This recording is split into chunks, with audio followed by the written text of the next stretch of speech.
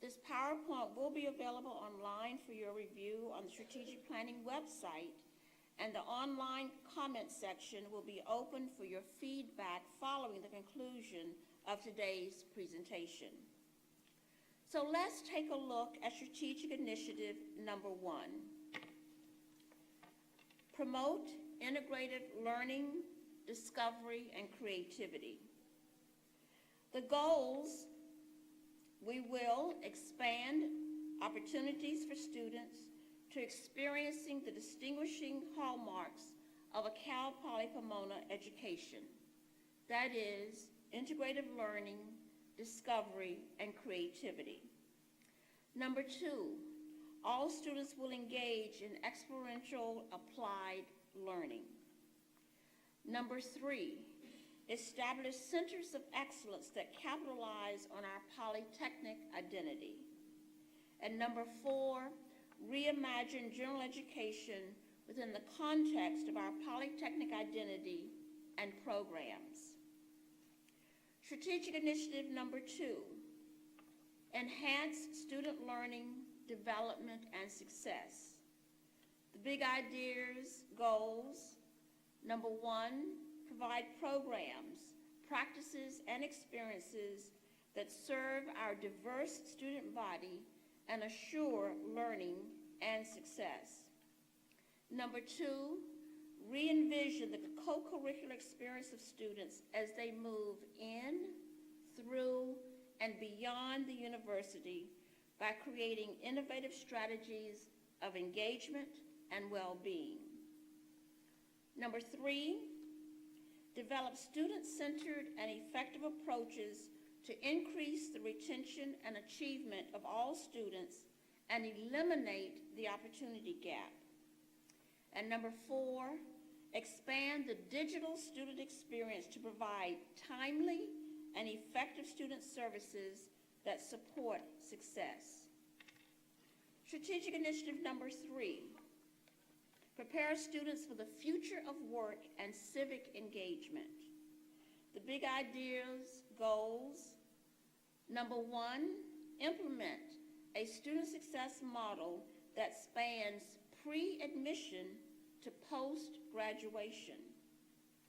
Number 2, develop a career readiness model that provides students early and ongoing opportunities to engage with alumni, the community, and industry leaders. And number 3, create a civic engagement iLab model to address and solve community concerns and regional needs. Strategic Initiative 4, strengthen our economic vitality and impact. The big ideas, goals: number 1, boldly elevate our reputation and showcase our unique polytechnic identity. Number 2, generate diverse revenue streams that enable the university to increase tenure density, expand and enhance its programs, and invest in research and development opportunities. Number 3, improve the economic and social well-being of our communities by connecting our talent, knowledge, and educational resources with local, national, and global partners. Number 4, implement systemic and sustainable approaches that optimize and improve our physical resources, that is, space, land, and water. The final strategic initiative, number 5, advance organizational development and employee excellence. The big ideas, goals: number 1, be the employer of choice and a great place to work. Number 2, in addition to individual achievement, recognize and reward the achievements of teams and the impact of teamwork. Number 3, increase the retention and recruitment of diverse faculty and staff. And number 4, improve campus infrastructure structure, redesign processes to enhance organizational effectiveness and be a model for environmental sustainability. What an exciting and, yes, challenging agenda for our future. I want to thank the Strategic Planning Steering Committee for their hard work in pulling together the numerous threads, ideas, and inspirations of the campus into a cohesive document.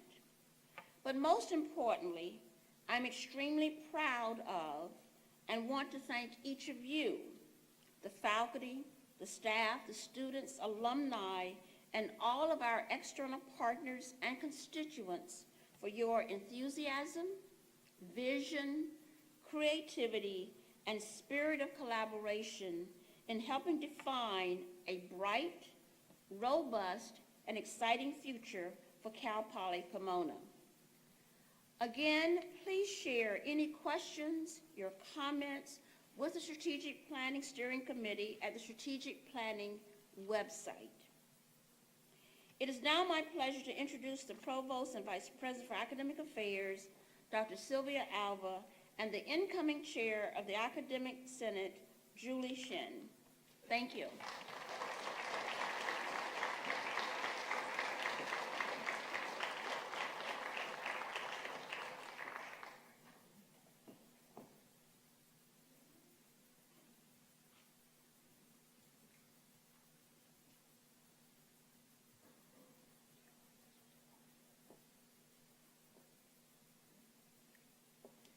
Good morning, everyone. Actually, I think it's afternoon now, isn't it? Professor Shan and I have the opportunity to facilitate today's conversation and preview of the Academic Master Plan. We've developed a presentation and we'll be co-presenting as we go along. Let me first of all just thank her for her incredible leadership and partnership in this endeavor, as well as the Academic Senate for their assistance throughout this process in populating the various work groups that were so instrumental in the formation of this plan. Next slide, please. Let me begin by framing for you what an academic plan is and what it isn't. I think it's very important, particularly given our campus's history, to emphasize that an academic planning process is not the same and is not a program prioritization process, nor is it a process designed to eliminate academic programs. It's really important as we engage in this work that the academic master plan be aligned with our missions and values. We also recognize that for it to reflect our values, we need to have wide campus engagement, and we'll talk about how that engagement happened on the campus. It's also important that there be a congruence between the academic master plan, the mission, as I stated earlier, but also the other plans that are developed or available on the campus. So alignment is very important. And I think it's important to also understand that there are and will be direct implications between the academic master plan and the campus physical master plan, which is a process that we are embarking on as a campus. Thank you, Julie. So this is a visual representation of those interconnections. The university strategic plan helping to drive and inform, but also informed by the academic master plan, and similarly, interdependent relationship with the campus master plan. As we embarked on this work, we felt it was important to find a way to stay readily connected with the campus community. We established the academic master plan website, and there's a video of me there outlining the principles and the process that we would follow. This is an important site because at any point, feel free to go to the site to understand some of the missing details that we certainly won't be able to get to in our presentation, including the names of all of the committee members, the white papers that each of the work groups submitted, as well as a feedback link. So after our presentation, we will be looking for your feedback as we further refine and finalize our plan. So the next slide began with some general overarching questions that a good academic master plan should address. And they were nuanced to fit the Cal Poly Pomona context. The first is, what does it mean to be a polytechnic university in the 21st century? What pedagogical approaches are appropriate for our learn-by-doing philosophy? What is the role of graduate education here at Cal Poly Pomona? What support structures should exist for faculty and staff? How should our learning spaces be designed to achieve those goals? And how should we assess the effectiveness of our programs? And lastly, what enrollment management strategies are appropriate as we think about the further development of our academic master plan? Julie. Thank you, Provost Alva.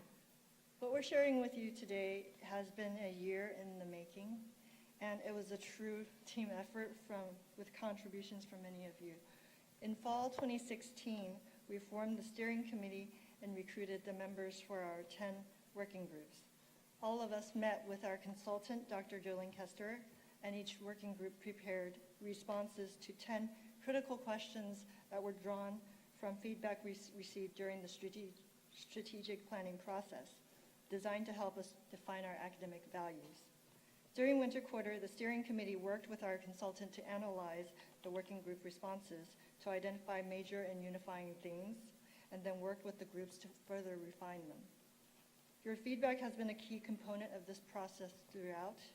We will share with you the academic master plan drafted by the steering committee today for more of your feedback so that we can revise and present the final plan to President Coley this month. Our academic master plan committee, steering committee, and working groups had wide representation across campus. The 10 working groups each had 11 members, 6 of which were faculty appointed by the Academic Senate. Each group also had 1 student member appointed by ASI, and 4 members that were appointed by the provost.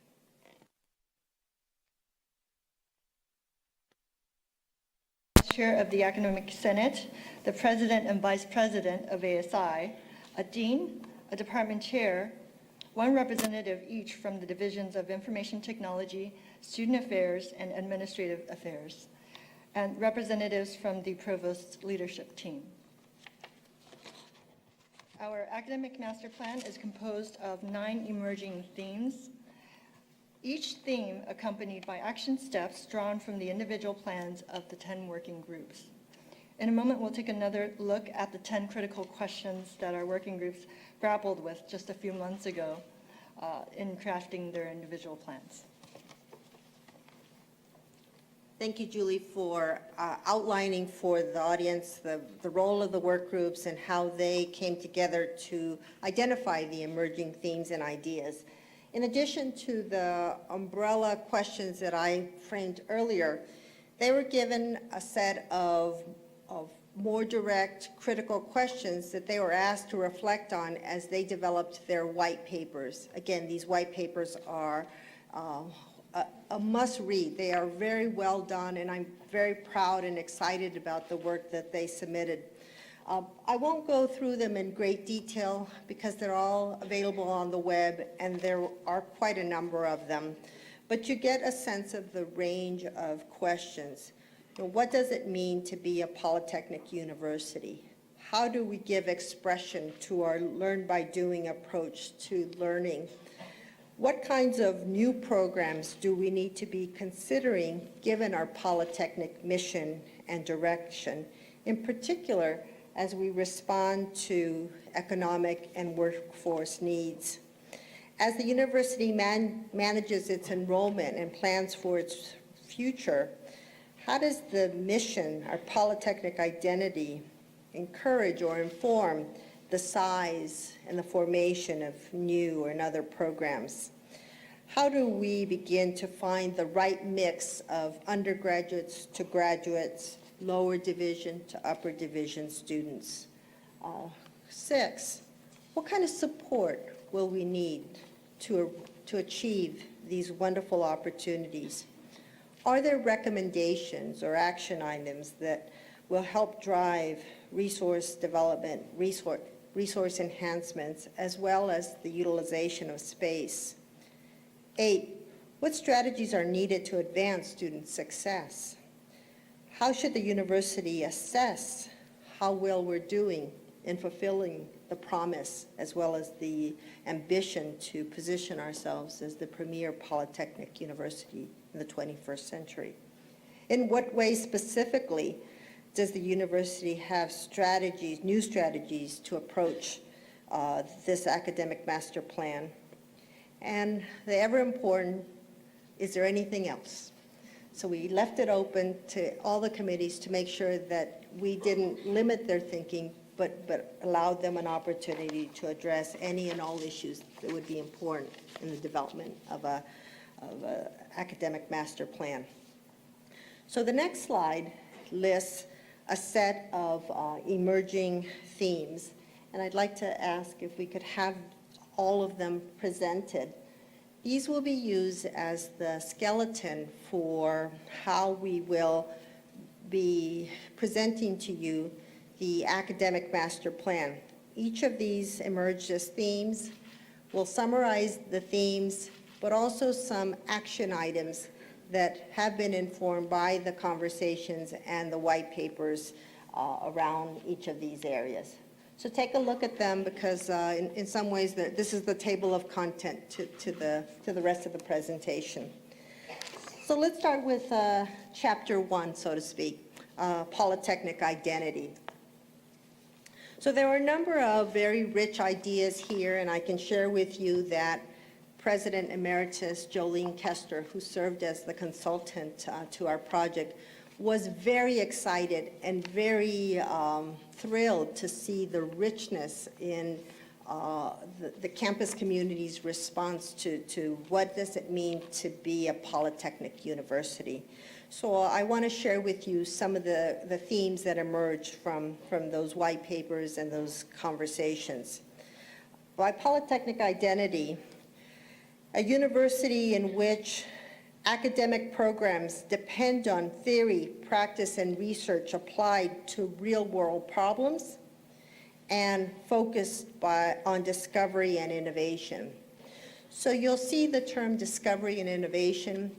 The work groups had the opportunity, as they were embarked in their work, to see early drafts of the refreshed mission and value propositions. And so they picked that up and brought those into the academic master plan as further expressions of what they would like to see us collectively develop in our definition and conceptual understanding of our polytechnic identity. A university that embraces, emphasizes active, learning-centered approaches using experiential pedagogy. And again, you'll start to see some synergies between the strategic plan and the academic master plan in this arena. The next one, a university whose academic programs optimize students' career readiness and professional relevance, both theoretically as well as in practical terms. Another idea that emerged under polytechnic identity was that we are a university that should be engaged, is and should further be engaged with the community, and that links its academic programs to local and regional stakeholders, both with an understanding of global perspectives. So you see there a beautiful picture of this year's Rose Float, which is, for many of us, I think the epitome of what this learn by doing approach and team and interprofessional engagement and community engagement looks like. So what are some of the action items, some specifics, takeaways that came from this process? Let me introduce the first. A polytechnic identity, the polytechnic identity of Cal Poly Pomona, with its experiential learning pedagogy, provides clear expectations for a policy framework for the review of courses, academic programs, academic program reviews and revisions, and assessment, and establishes clear expectations to exemplify the polytechnic and experiential learning identity of this university. Provide a charge to the faculty of the university to distinguish and explain the unique characteristics of the liberal arts in a polytechnic, and as they prepare students for the future of work in careers and in the professions, and as engaged global citizens. Next action items. Faculty professional development needs to support the nurturing of our polytechnic identity and the pedagogy for students, faculty, and staff. Next, support all academic programs to allow an earlier and more intentional link between disciplinary content and career and professional work. And there's a wonderful picture of the Collins College of Hospitality that's been nationally recognized for their ability and their work in engaging early and throughout the academic career of students in the connection between content and profession. So the next item, chapter 2, so to speak, experiential learning, learn by doing.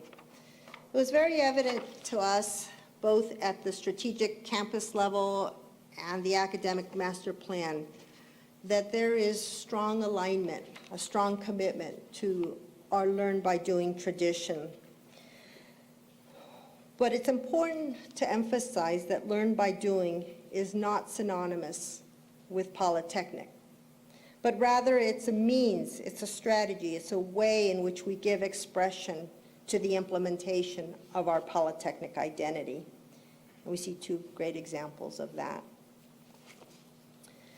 The next slide in the academic plan, again, were some of the themes that emerged under the thought bubble, the concept of experiential learning or learn by doing. And that is a learn by doing pedagogy means pedagogy that employs reflection and integration of theory and practice. Pedagogy that demands meaningful interactions between students and faculty. Pedagogy that can include internships, service learning, project-based learning, community engagement, research, and other well-documented high-impact practices. Students who are job and profession ready, not just for today's professions, but also the professions of tomorrow. What will the world of work look like in the future, and are our students ready to take advantage of those wonderful opportunities that the future has for them? Pedagogy that encourages curiosity and risk-taking. Classroom size that's appropriate to engage at the level of practice and to learning. So some of the action items that emerged from our action plans include recommendations such as to increase opportunities for students to engage in high-impact practices, to perform an audit of administrative processes for field trips, fieldwork, supervision, and to try to find ways to streamline those processes. Engage external stakeholders to create opportunities to assess academic excellence, support academic programs, promote applied research and other high-impact practices, and most importantly, or as important, to seek funding and support for what it will take to make that happen. Internationalize the curriculum. Increase student opportunities and resources to study abroad. Increase student exchange programs.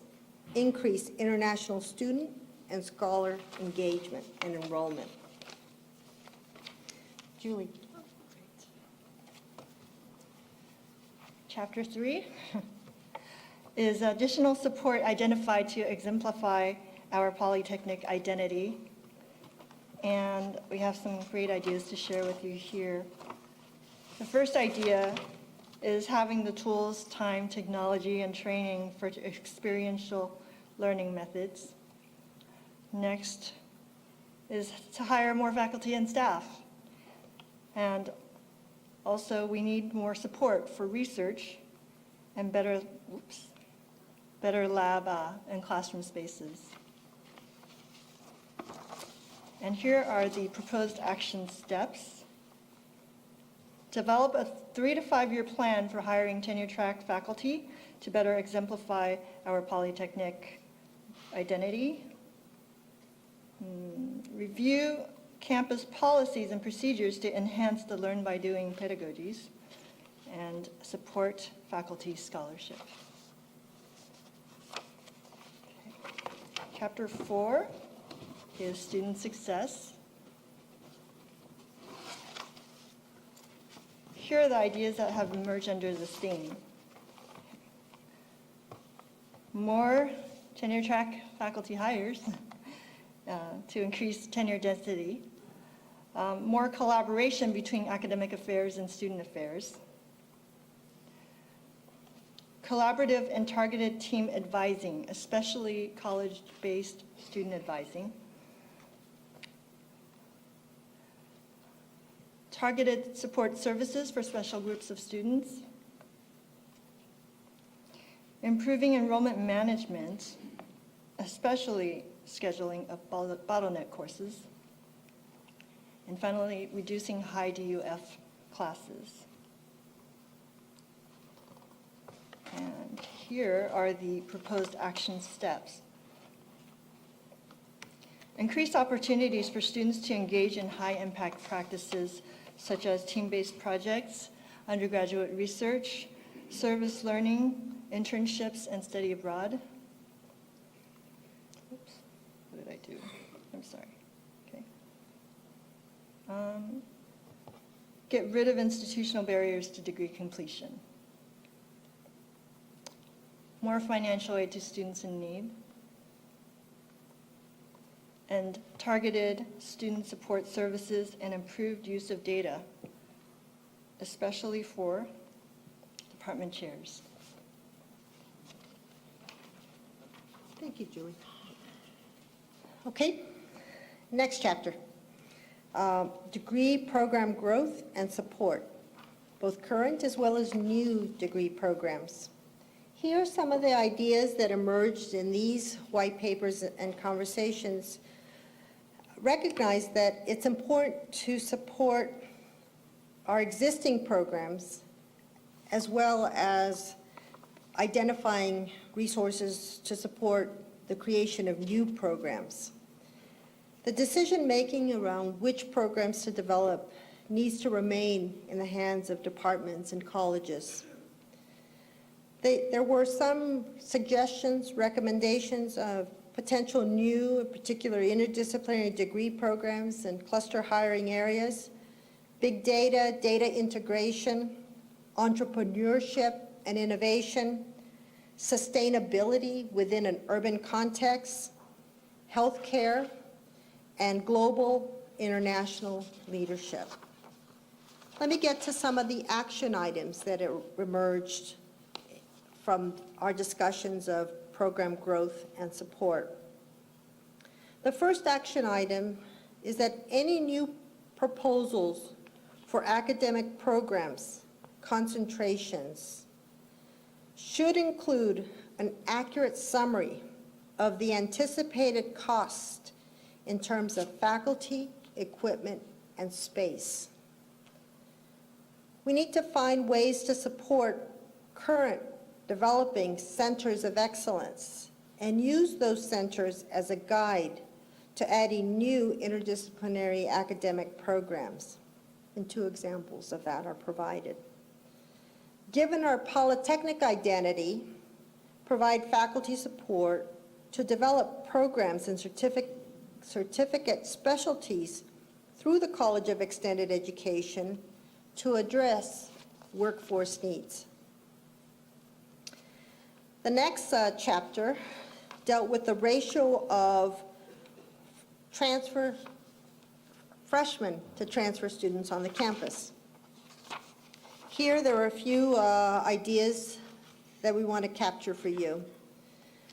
It's important when we think about the ratio of freshmen to transfer students that that decision requires and should have input from the departments and the colleges, and that it's also extremely important that enrollment be aligned with and mapped onto resources. So some of the specific action items there, steps need to be taken to involve faculty in the development of an enrollment management plan, both for the campus as well as for the various programs. The role and growth of graduate programs specifically was also addressed. While there's significant support for increasing the number of graduate students and graduate programs on the campus, the group recognized that a critical first step would be to study and then formulate into policy the key elements of what it means to offer a quality graduate program at a polytechnic university. So then, some of the action items that emerged there is that faculty should identify and place into policy the essential elements of a quality graduate program at a polytechnic university as the prelude to any decision to increase the number of graduate students and their graduate programs at Cal Poly Pomona. The next chapter, enhancement, development of space to support our polytechnic identity. You see 2 classroom spaces on campus profile. So some of the ideas that emerged here, there was a richness to this category. So let me try to outline for you what came through here. The feedback was that there appears to be a lack of academic space, especially space for lab classes, a lack of flexible use space, need support for research space for faculty and students, need more and more efficient use of large lecture classrooms, the need for a space audit of all campus space, and that's more than just classrooms, was noted. Improve the quality and standards of current classrooms, and improve the scheduling of campus classrooms and laboratories. So what were some of the action items then that emerged from this rich chapter? Some of the proposed action steps is, as you heard, a space audit. A space audit should be done on the campus, both its indoor and outdoor spaces, with adjustments made, where appropriate, to assure effective use of campus space. A plan for the renovation and remodeling of current campus space should be developed to include flexible use spaces to support teaching, research, offices, community engagement, and other professional activities. A priority for new or renovated campus space in locations such as Lanterman should be addressed should be available to address the needs both of research and other needs that were noted earlier.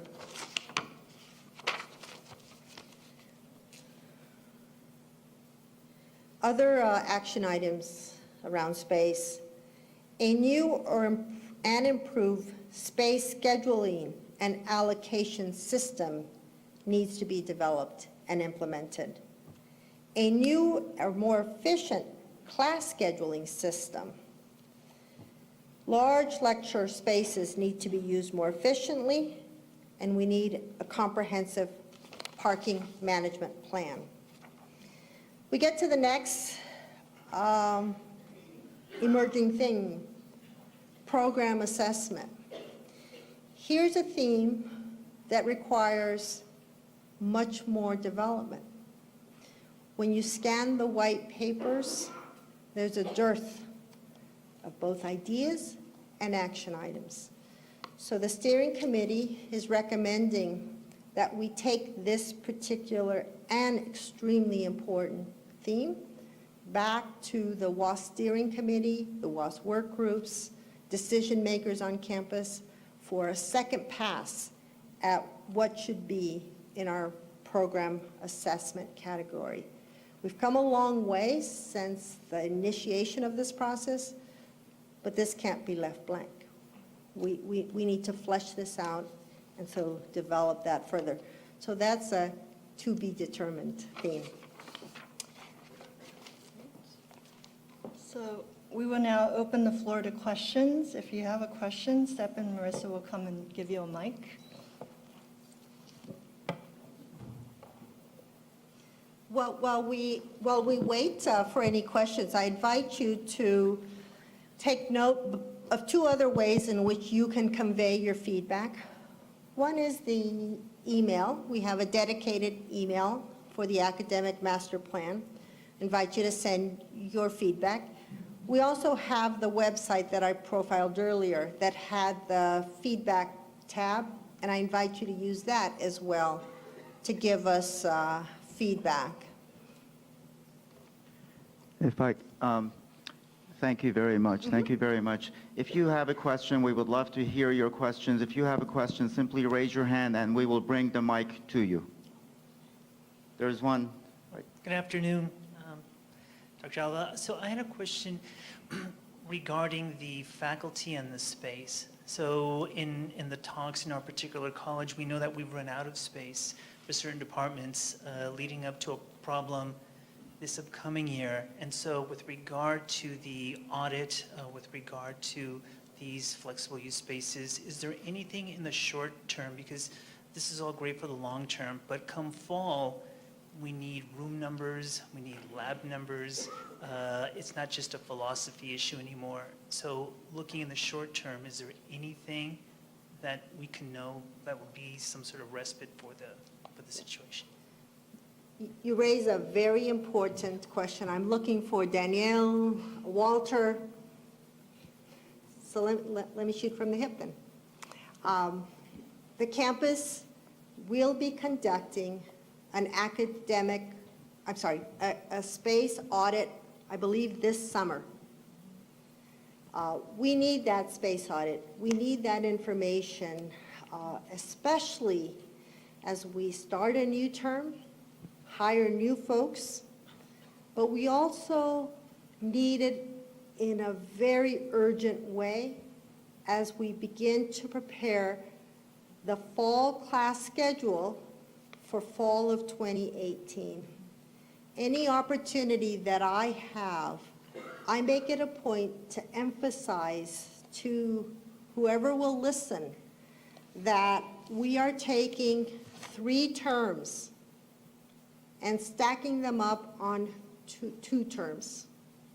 In order for us to achieve our enrollment goals, we're going to have to run very efficient class schedules that are also going to maximize the use of our space, and we need to give chairs and others, as was stated earlier, the information, the resources, the tools to make the most informed decisions about where the demand for courses is, where's the classroom that fits with the pedagogy of that class, and all the other ways in which we use space, not just for instruction, but also, as you said earlier, for labs, for new instructors, for the personnel that is required to deliver the rich curriculum that we have.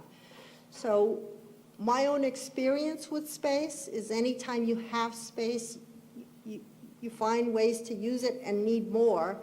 An audit sort of turns that on its head and begins to ask, where is the space? What is it being used for? And is there good alignment with where the need for that space exists? And that may require developing some space principles around how space is deployed on the campus, particularly academic space. So I hope that answers your question. Yes. Good afternoon. Walter Marquez, Associate Vice President for Facilities Planning and Management. And right along with the academic master plan, and you've probably heard in passing a bit about a physical campus master plan. And these were laid out strategically in the order that we're proceeding through here, because we wanted to make sure that the academic master plan provided the direction and cues into the physical master plan of campus. And so part of that effort, which will begin this summer, will be engaging with regards to space, kind of one of the action items that emerged out of the particular area here in the action master plan. So that is going to begin. And then as we do the collection data through the summer, in the fall will be the kickoff of the physical master plan, which will then involve the campus community throughout the entire process. Thank you, Walter.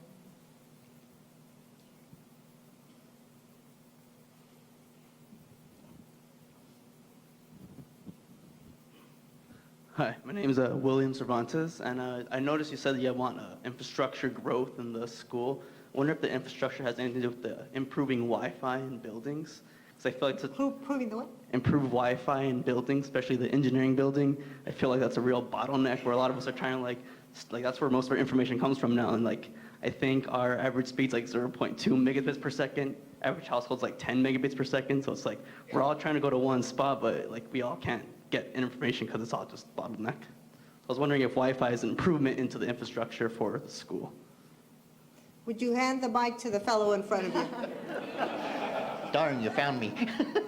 Hi, I'm Peter Deutsch, AVP for Operations, so wireless and networking is in our group. I don't have the exact numbers. Luke Lanting, are you in the room? Not sure if Luke made it. Oh, there you are. Okay, Luke. Yeah, I didn't want to spout some numbers and get them wrong. I'm famous for confabulating memories, but we do have a very extensive wireless upgrade program this summer, in addition to a very extensive classroom and lab space upgrade for technology. Luke's group is the ones who are going to be implementing that. Order of magnitude, actually wireless comes under networking, which is another part of our group. Gabe, are you here? Is there? No, he's not. Okay, so just to let you know, we do have a number of different projects underway to enhance technology across campus for both in the classrooms and labs, and in particular for wireless. We have a number of initiatives underway. So if you want to get to me afterwards, we'll get you exact numbers for your building. But we are upgrading wireless access points everywhere. I really appreciate your question, because what these plans begin to do is push organizations, Cal Poly in particular, towards much more integrated approaches to what we do and why we do it. So whether it's student success or whether it's enhancements to the classroom, we are going to need to lace in the IT master plan. What are their plans? How do we interface with them to ensure that there's clear alignment with the strategic direction at every level of the institution? So thank you for that question, and thank you for the response. We have plenty of time and would love to hear more of your questions. Good afternoon. So I noticed on one of the slides when the issue of hiring and tenure density came up, it appeared to say that the plan is to create a plan, a 3 to 5 year plan for hiring and improving tenure density. So is there nothing a bit more concrete about the need to improve the pace of hiring? Or is the plan at this point to continue working on the development of a plan to improve tenure density? So we do have an initial plan, and I'm going to ask Dr. Eskandari to share with the group the plan that we used this year and that we will continue to further develop and refine. So thank you for that question. Thank you very much for that question. We have been working on a plan that will allow us to look at our tenure density very closely with the goal of slowly increasing our tenure density. We have not established a set goal for what tenure density, the number, what it should be, whether it should be 75% or whatever number. We have not set a goal, but the goal is to begin to increase our tenure density, which campus-wide right now is somewhere around 60%. The plan really includes several factors. One is to look at attrition. Clearly, every year we have a few faculty members who retire. We fully recognize that you cannot allow programs to suffer if faculty members retire. We do know that we have the benefit of the FERB program here in the CSU, so when a faculty member retires and joins the FERB, that doesn't mean that the department loses a full faculty member, like the 1 FTEF, but generally it's 0.5 FTEF. So we've developed a formula that really keeps a very, very close eye on all of those numbers. Clearly, the reality of the situation also is that we have to be able to afford the new faculty members that we hire. So our plan also includes all of the revenues that we have to make sure that when faculty lines are approved, that we can in fact pay for those lines. Another important factor has been growth. Programs that are growing, clearly there is an understanding and a recognition that programs that are growing need new faculty members. We have looked at other factors as well, MFR, or major to faculty ratios. Some programs have very, very high MFRs, and we've made some attempt to make those corrections. So those are the things that we've been working on this year, and the provost has instructed many of us to work on that a lot more closely, working with the departments, working with the deans and the colleges to elaborate and make this model as well as it can be.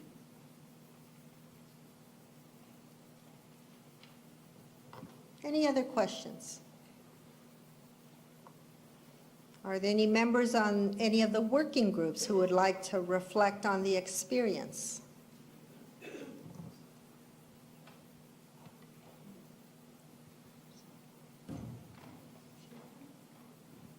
Coming the other way.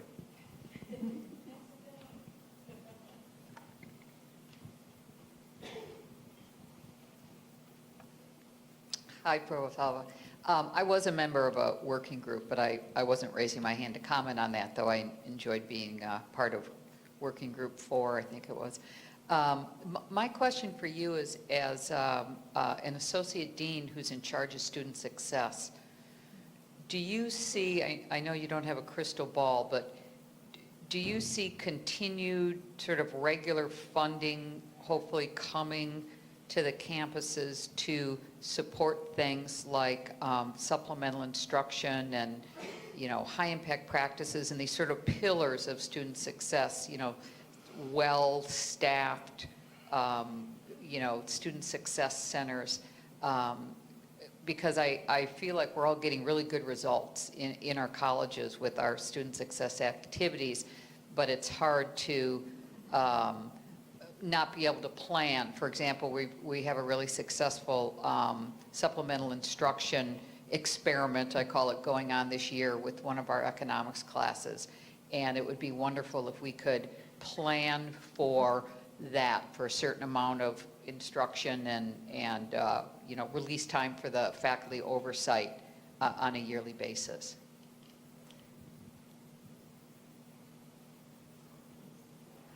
Thank you for that question. And let me just say that what is happening in the CSU, in particular around the Student Success Initiative, as you know, that the CSU has been given a target for retention and graduation, we refer to it oftentimes as 2025. We have received a combination of funding. Some of the funding is one-time only, and it certainly makes it very challenging and difficult to create these kinds of infrastructures with one-time only funding. We're beginning to look at that funding, however, in a broader planning context. So in addition to base funding, where we're able to hire the faculty and the staff, we're also, independently of what's happening in the CSU system, we are beginning to establish a 3-year funding model for the university, because we cannot, given the challenges, but also the wonderful opportunities ahead, we need to be able to have some planning parameters to say, what if we get 3% next year, we already know what we're going to do. If we don't, we will be able to back it down to 2%. And we're going to do the same with regards to student success so that there can be consistency. The students, nor the faculty or staff, can afford for us to go forward, pull back, go forward. And so what we're really wanting to do is to create much more of an institutional support model that includes the personnel, the number of people, what we're projecting, but also the resources to invest in the goals and to achieve the desired outcome. So it's a great question. I would say that we have already launched this process. We are, for example, we know that we need to be planning now for fall 2018. That's going to be the first semester, or it's going to be into the new semester structure. Well, we are doing an excellent job of graduating students. We're doing an excellent job now of students going into summer school. I can't tell you how many students have thanked us for offering the summer school classes that they need in order to complete their degree. While we're doing those things, that now has implications for our enrollment projections in fall 2018, because it may mean fewer continuing students. It has implications for the number of students that we would admit. So what we're trying to do is to create scenarios in which we're able to project with some margin of error, but project what we will be able to do and to then invest in those opportunities. And so it's a very exciting time, but it also requires those of us to think both in a current fashion, because there are a number of things that we need to address, as you've heard, in terms of not only personnel, but also space. But it's also an opportunity for us to look towards the future. We cannot do a month-to-month or year-to-year planning any longer. We're too large, we're too diverse, we have too many needs, and when I say too, it's not a criticism, but it's more of a reality that we face. And it's a wonderful opportunity. As the cabinet knows, I don't see things as problems. I always see them as opportunities to grow. We grow personally, professionally, but also as a university. So I really appreciate that the presidents are working with the Chancellor's office to, again, determine what the projections will be for next year in terms of the mix of one-time only as well as permanent funding. We are also continuing to advocate with the state. We're trying to help them understand why it's important for us to have a consistent model of funding. So we will continue to work together across all of the 23 campuses, as well as with the system and the board. Thank you. Thank you, President Coley. I've been monitoring the feedback coming through the email, academicplan@cpp.edu, and the feedback form, and so far it's been 0 today. I would love to hear Your reactions, your comments, not me, but the steering committee, all of us would like to hear your reactions and your comments.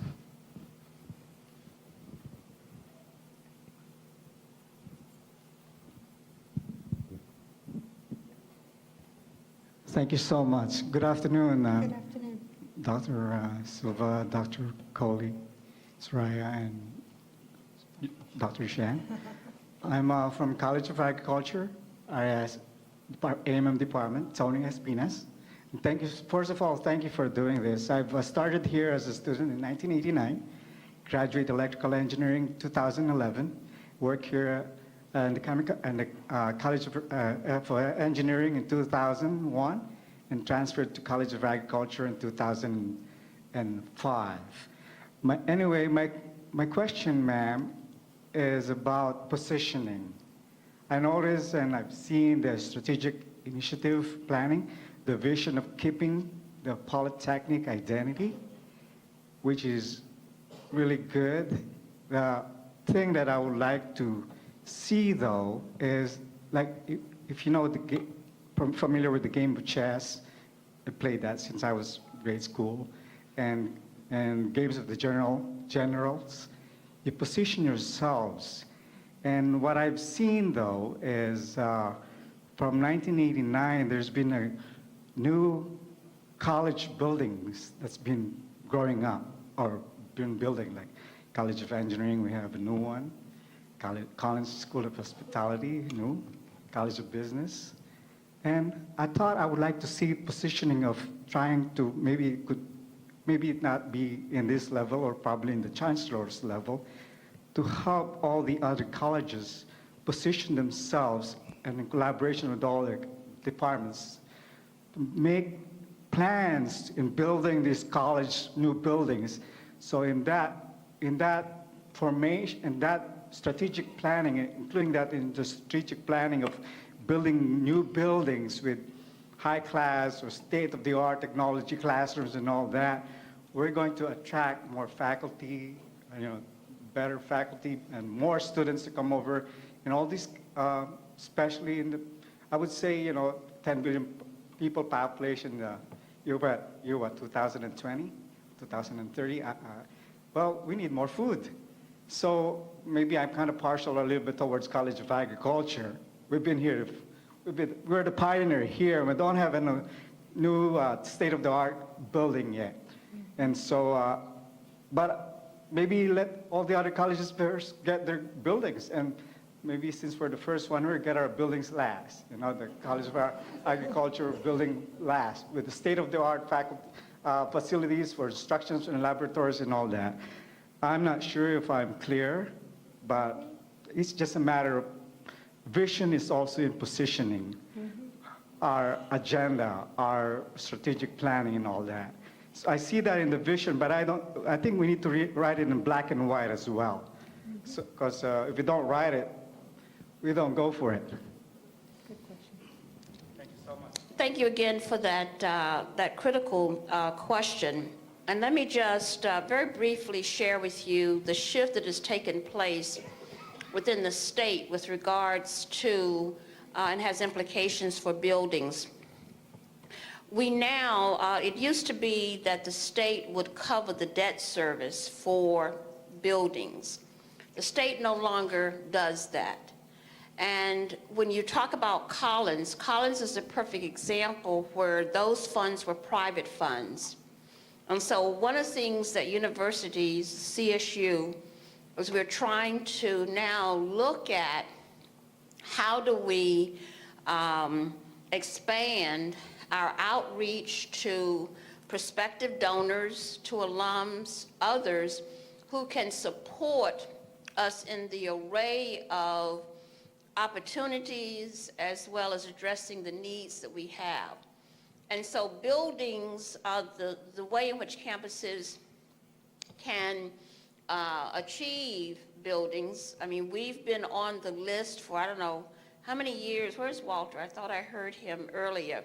There's some buildings that normally you are on the list for 10, 12 years before there is funding available. Because understand that most of the CSUs were built 50, 60 years ago.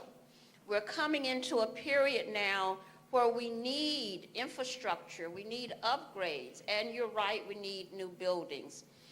That means that the state, as well as local, the local universities across 23 campuses, has to figure out how we're going to get the revenue in order to meet what you're saying are very realistic needs. It is something, when you look at, for example, we're breaking ground shortly for student housing. That is paid solely by the student resident fees.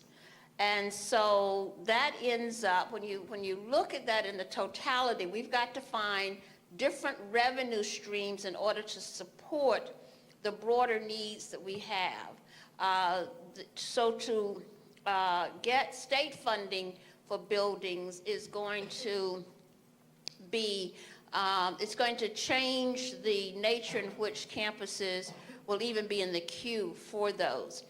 Many of the campuses will be encouraged to put money on the table in order to move up higher on the list. So there's a lot of things that have shifted in the past 5, 6 years that have implications for what we're going to need to do as a campus. And we now have a new vice president for university advancement. The deans will be very critical to helping us to craft strategies in order to connect with prospective donors. Again, the Collins College is a very good example of the kind of partnership that has grown. I am convinced, as I connect with alums and other admirers of Cal Poly Pomona, that there are wonderful opportunities there. We just have to craft strategies, we have to put things in place and prioritize so that we can be very methodical about addressing these needs. I don't know, Walter, if you want to say something also about the changing dynamics around how we get buildings in the CSU. Sure, absolutely. If you can imagine, we are part of a system. So when we talk about 23 campuses going after bond dollars for specific construction dollars or specific bonds, it makes it very difficult, if you will, in a system-wide office to determine what are the buildings that need to get addressed. The other thing in focus that also has changed with the Chancellor's office is that there's a much bigger focus on deferred maintenance now. And so we're dealing with the utility infrastructure that is going on, where now that the CSU is responsible for construction, they're also responsible for the deferred maintenance, part of which the state used to fund as well, which they do not. And so now the CSU is having to wrestle with the idea of new building or infrastructure and some finding the right balance. So that is another element that's going on within the CSU. I've been with the CSU for many years. I've been on campus for 10 years.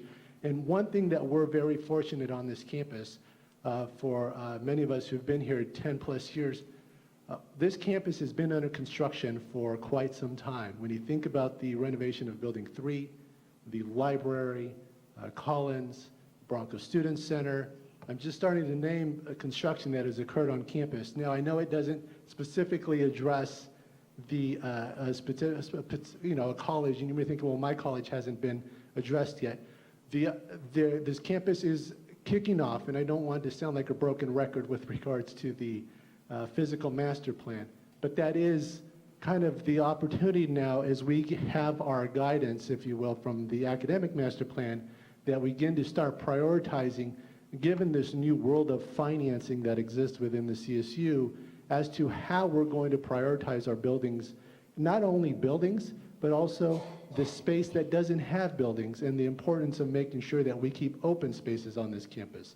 So that opportunity is all right ahead of us here as we begin in the fall. Thank you, President Coley, and thank you, Walter.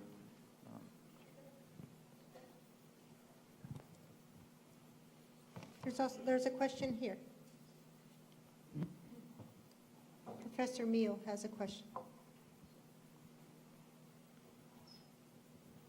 Peter, go ahead.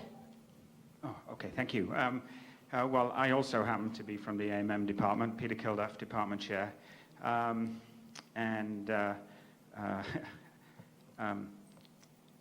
thing I'd like to say first is that we should never ever forget that value added in a university is created in the classroom, and it's created by faculty. And tenure-track faculty worth their salt should be the greatest creators of that value. And I think that is something that should be front and center with our strategic plan, is the building up of tenure-track faculty, and we should have hard objectives for it, not some principles. Then what I would like to ask is, what are we doing where are we going as a university? Are we going to become a master's campus? Are we going to become online intensive? Are we going to be a residential rather than a commuter campus? Because it seems like, from my impression was, well, we're going to stay where we are. We're going to continue with the programs we've got. We're going to make it a little bit more challenging to set up master's programs. And there was really, I didn't see really anything about, well, we're really going to go and be online. 10 years ago, when we had a strategic planning meeting, the two things that came out of it is we're going to be online and we're going to be residential. To which I then asked the awkward question, so does that mean that our vision is students are going to be in their dorm rooms taking online courses? But I would say, how is higher education changing? Did the strategic consultant say, this is how higher education is changing, this is where Cal Poly is now, this is where it needs to be 10 years from now? Do we need to be a master's campus? Do we need to be online? What areas should we be emphasizing? Thank you. Is there anyone in the audience from the work groups who want to respond to Professor Kilduff? I'll take a stab at it. I think you raise a very important question here. It's one of the things that certainly has struck me, having been in the CSU my entire career, came to Cal Poly Pomona, and I can't find a single fully online degree program at a polytechnic university. That strikes me as unusual. I am trying to understand sort of the history of that. I also am trying to understand, and I think we need to acknowledge, what would it take to deliver quality programs through a distributed model. I think it's very important at the outset to acknowledge that online is not easy, it's not cheap, it's not fast. What it does begin to do is address the physical constraints that were talked about earlier. We cannot continue to build buildings to have face-to-face classrooms, encroach on green space, encroach on pasture land, and still grow. And we're in a system where enrollment growth means resources. And so the opportunity to look at the alignment of instruction, opportunity, pedagogy, and the resource stream should invite us, as you have done, to think about the role of online here at Cal Poly Pomona. Learn by doing doesn't have to be physically learn by doing. There are many ways in which one thinks about the way in which project-based learning and other methodologies can potentially be expressed and delivered through different modes. So I'm very excited about it, and I appreciate your insight into this, because I do think it's part of that future question. What will Cal Poly look like in 5 to 10 years? And if we want to get there, what are we doing today to move us in that direction? Thank you for that, your question. I have a couple of points, and they're not really questions. One point is, as my colleague Felicia Friendly-Thomas likes to say, she doesn't like to say, she reminds us all the time that in her 35 years here, we really haven't increased the percentage of African American students on our campus. I have a couple of thoughts about this that I could share with you afterwards. And then the other point is, when we're talking about student successes, one of the barriers to success is cost, of course. And maybe what we could do is we could evaluate students who were here in years 4 and 5, and they're kind of tailing off in the number of courses they're doing, and then they're not finishing. And so maybe we could establish a type of scholarship, called like a graduation success scholarship or something like that, to help students in those conditions. Those are very good ideas and strategies that we will certainly pick up. Thank you.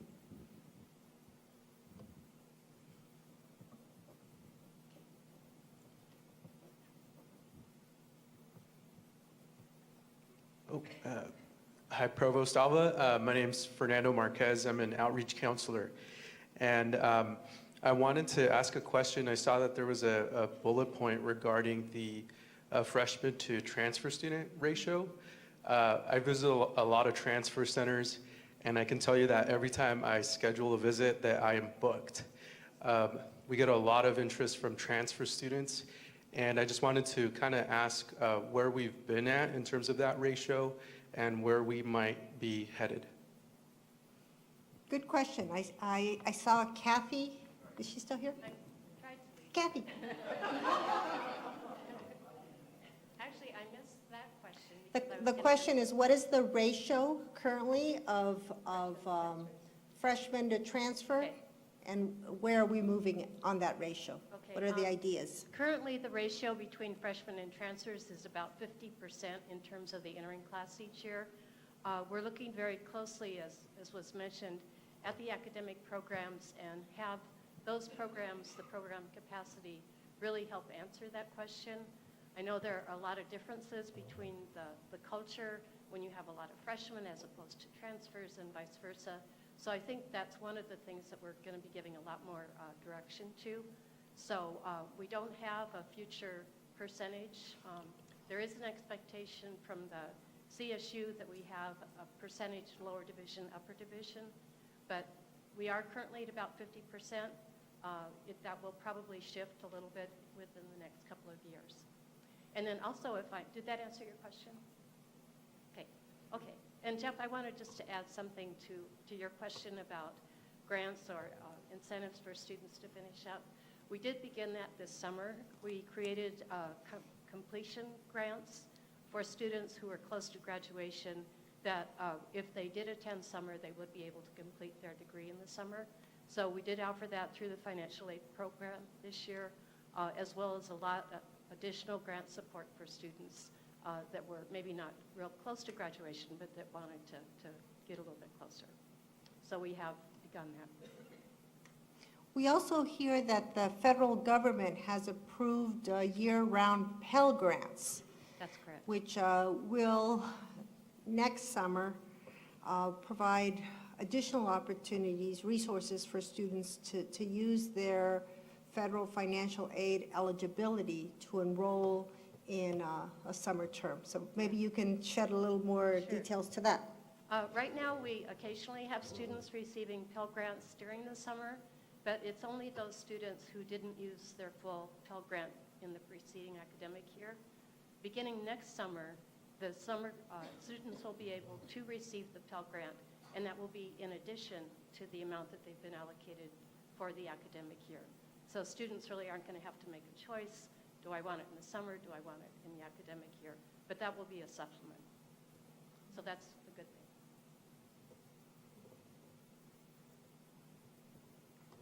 I want to thank Kathy and her team for the incredible leadership they've helped bring to this whole issue around the summer term and the student success equation, in that one of the things, and I appreciate the role of the deans, the associate deans, the department chairs, we have put into the summer the schedule, the courses that, based on real data coming from degree audits, students are telling us they need to be able to make progress towards their degree goal. So finding that alignment between the schedule, the needs of students, but also adding on top of that the resources to provide students the ability to pay for a self-supported model of summer is sort of the kind of triangulation that is that's necessary for almost everything that we do, right? I keep talking about this integration. We need to be working towards a common purpose with shared clarity about where we want to go. And I think these plans that we have begin to put the spotlight on areas that give us that sense of direction and that sense of future focus that I think are very exciting for us here at Cal Poly Pomona.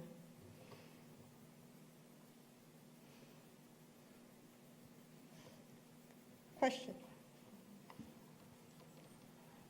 You mentioned that as a prerequisite for growing the number of enrollment in graduate programs, we would have to submit some plans for what constitutes a quality graduate program. And this sort of felt like hesitance on the part of the administration to expand graduate programs. So I guess I'll just ask, like, what is your vision for the future of graduate education here? Do you see it staying, same number of graduate students, maybe around 1,500, or do you see that expanding over the next 5 to 10 years? Let me first just pan out and help frame your question. I think it's important to reflect on the fact that what we see in these recommendations is the input of 120 people. It is not my vision. It is the voice, the reflections of a very large cross-section of this university that through their white papers, through their engagement and reflection of the emerging ideas, brought to light the importance of elevating, lifting our graduate education program. So when we mean what does a quality education graduate program look like, I think it's really important to also look at the preface of that STEM.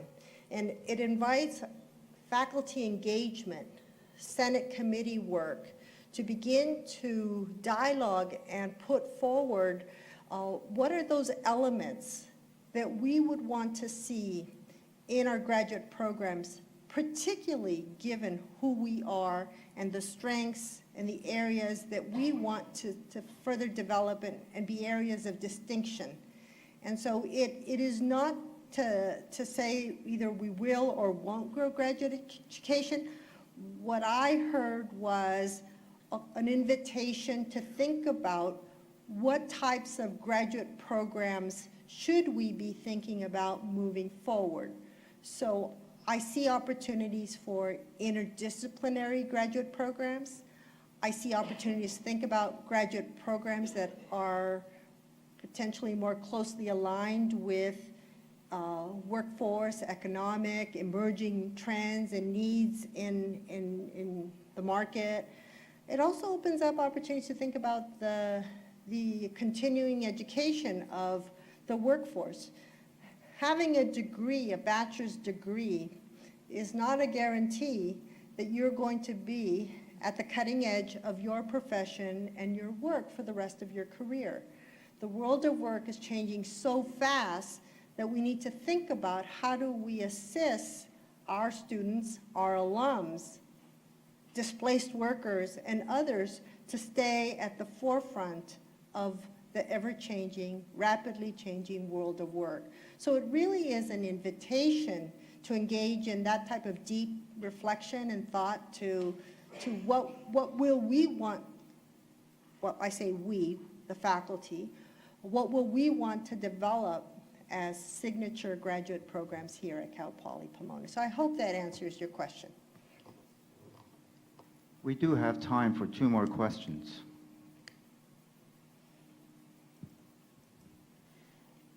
Christina Chavez Reyes, Chair of Liberal Studies in College of Education and Greater Studies.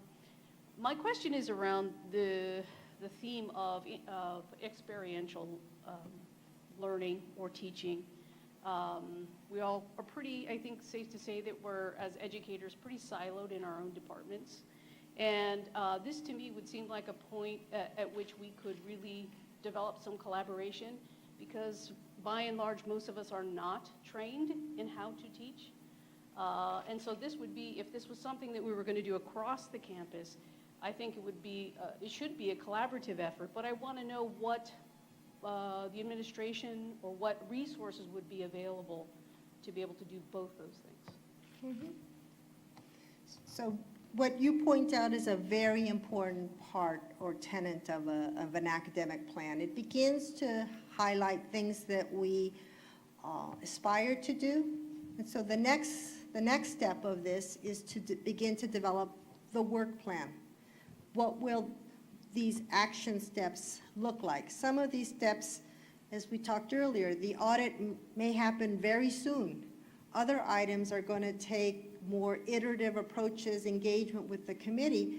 But for this plan to really continue to inform, there needs to be a work plan, a set of strategies that say, that's going to take a long view, that's going to take many small steps before we get there. What would step one begin to look like? Who needs to be involved? How do we check in? What's the role of Senate? What's the role of policy? What's the role of other divisions and other areas to begin to get us there? So think of this as kind of the first sort of the introduction to the plan, but it truly is a living document that now has to get further expanded and developed and nuanced and integrated into the culture of each and every one of the colleges, and ultimately in the hearts and minds of individual faculty who'll say, count me in, I like that idea, I want to help lead the campus down that path. So thank you for your observations. Maybe one last question?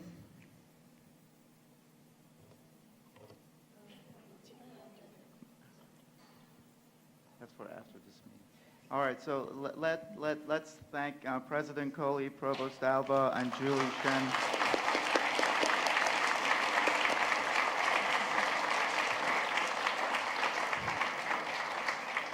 I also want to take another opportunity to thank everyone who is here today, and especially those of you who participated in the work group for your valuable feedback and insights into the future of our academic direction.